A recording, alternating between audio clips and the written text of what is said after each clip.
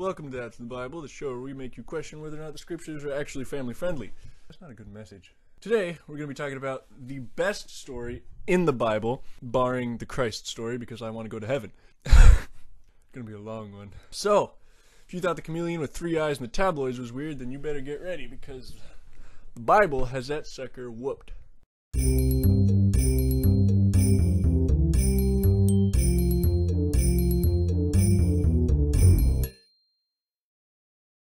Okay, so let's pretend for a moment that you pay attention when I talk, and that you remembered last week, or watched last week when we talked about Nebuchadnezzar. I just thought I'd bring up that guy again because, you know, we gotta get started on a familiar note. We know his animals and his grass and his fingernails and... Okay, so let's use that as a bad segue into our next topic. Yes, that's vague, because it would have seemed weird to put that one time that lions ate all the idol worshippers. I mean, that would have summed up half the Old Testament. The Israelites got exiled from their homes because they were bad and did stuff. By stuff, we mean sacrificing babies, and by exiled, we mean they were kidnapped and dragged to Babylon by an invasion force. Because that's practically the same thing, right? Anyway, their nearby neighbors from the region of Samaria said, wow, it's free real estate, and moved in to where the Israelites used to be. And they started worshipping their cows there, their idols, which were cows. By now... If you've watched more than one of our videos, you probably sense a theme here. A bunch of lions showed up and ate everybody. Nice.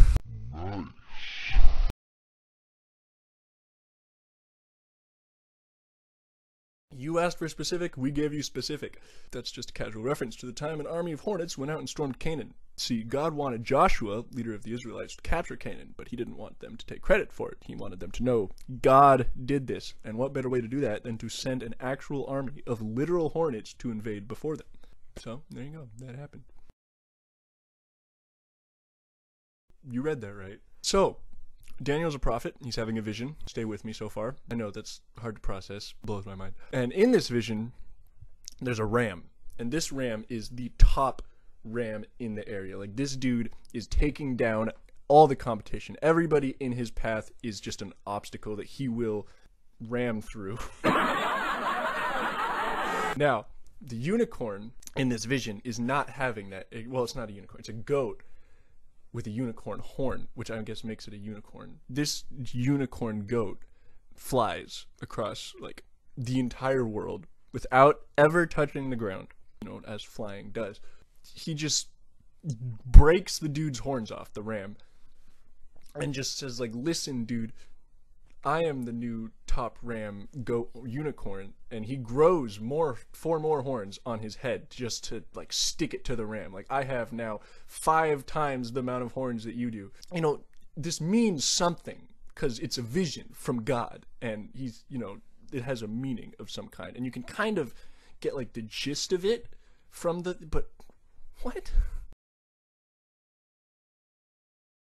Most people are surprised to find out that this crazy creature, the Leviathan, does not come from the book of Revelations. Here's a basic rundown of the Leviathan, according to God. His armor is like double mail, so tight and strong that not even air can pass between his scales.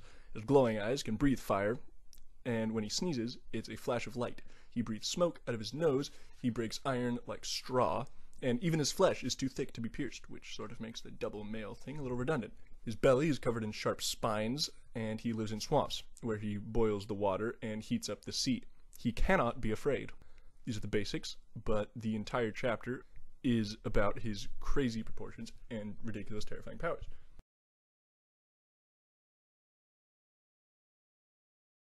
Ezekiel was a prophet who, like Daniel, had a vision. That's what they do.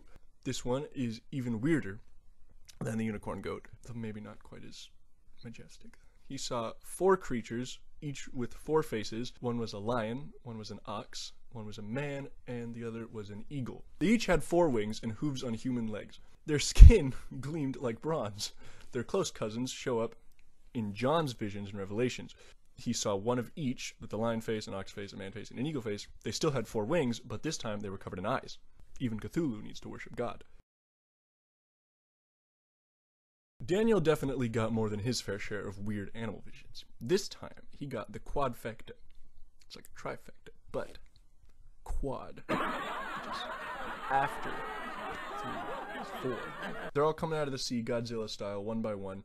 This lion with eagle wings, and its wings get plucked out, and it was forced to stand up on 2 feet and act like a man. And then a bear shows up with its ribs in its mouth, and it gets told to eat everything, I'm assuming by God.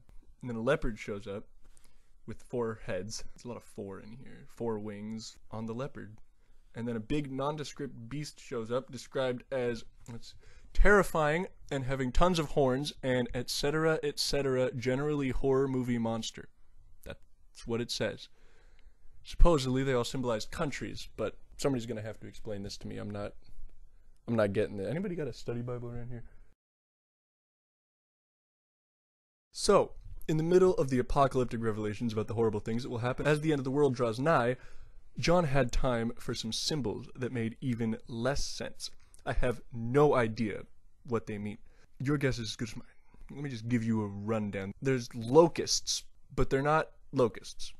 They're horses, but actually, they have human faces and are wearing crowns. But actually, they have woman's hair and lion teeth and are wearing armor.